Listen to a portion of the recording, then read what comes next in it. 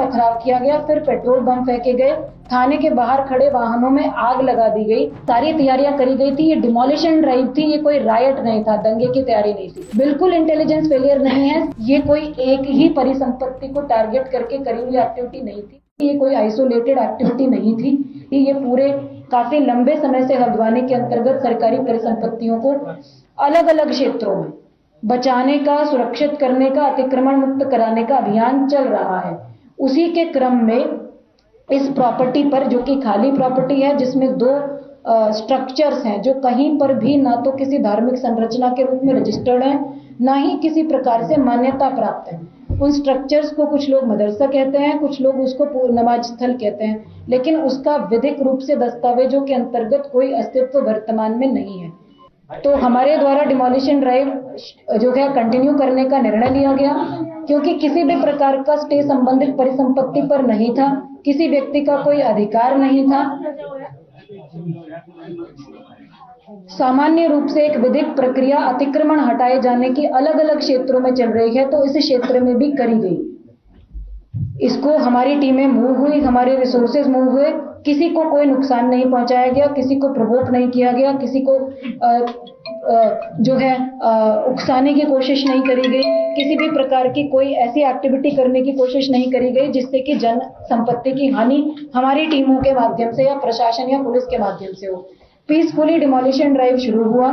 Prevention के लिए force लगाई गई, अतिक्रमण की कार्रवाई के लिए जितनी फोर्स रिक्वायर्ड होती है वो लगाई गई, लेकिन कुछ अराजक तत्वों के द्वारा अनप्रोवोक्ड, अनहार्म्ड, अनटच्ड तरीके से पूरी कार्रवाई होने के बाद भी बड़ी मात्रा में with in half an hour इकट्ठा होकर जो है हमारी जो टीमें हैं नगर निगम की, उन पर पहला अटैक किया गया पत्थरों के माध्यम से। पत्थर बरसाने शुरू करे गए चारों तरफ, जो छतें हैं उनके माध्यम से। मैंने आपको 30 तारीख की फुटेज दिखाई, किसी छत पर कोई पत्थर नहीं था।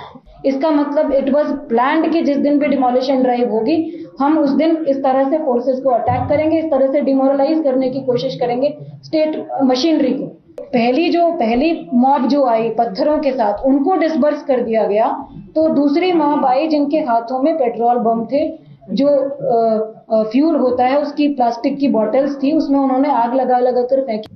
तो उसके बाद जब पेट्रोल बम आगजनी की घटनाएं शुरू हुई और उसके बाद भी टीमें पीछे नहीं हटी, तो थर्ड स्टेप में उस मॉब जो था, अराजक तत्व, उनके द्वारा थाने का घेराव किया गया। पहले पथराव किया गया, फिर पेट्रोल बम फेंके गए, थाने के बाहर खड़े वाहनों में आग लगा दी गई। उसके बाद भी जब वो मॉब डिसबर्स नहीं हुआ, तो कुछ जगह से ये सूचना आई कि जो रिवॉल्वर होते हैं या वैध या अवैध है, वो सब जांच का विषय है।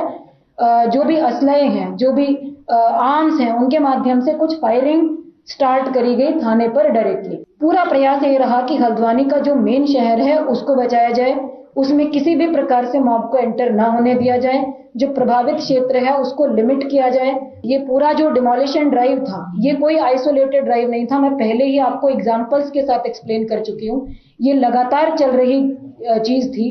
एक एरिया में ही ये घटना हुई, अदर एरियाज में डिमोलिशन ड्राइव्स टेकअप हुए, बड़े बड़े ड्राइव्स टेकअप हुए, 10-10, 20-20 दुकानों के, मकानों के ड्राइव्स टेकअप हुए। वहां किसी प्रकार का कोई रिटेलिएशन पुलिस पर, प्रशासन पर नहीं किया गया। जिस प्रकार की घटना कल घटित हुई है, उससे ये प्रतीत हो रहा है कि जितना ज्यादा समय दिया जाता, ये हमारा मंतव्य है कि जितना ज्यादा समय दिया जाता उतना ज्यादा प्रिपरेशन बढ़ती और उतना ज्यादा हल्द्वानी में और ज्यादा जनहानि और संपत्ति की हानि के हालात उत्पन्न होने की संभावना बढ़ती। ये जो मॉब था, जिन लोगों ने भी ये घटनाक्रम कल घटित किया है, इस मॉब का पूरा प्रयास स्टेट के जो सिंबल्स होते हैं, सिस्टम के जो एडमिनिस्ट्रेशन के जो सिंबल्स होते हैं, लॉ एंड ऑर्डर की जो व्यवस्था होती है, कानून की जो व्यवस्था होती है, उसको चुनौती देने का प्रयास था।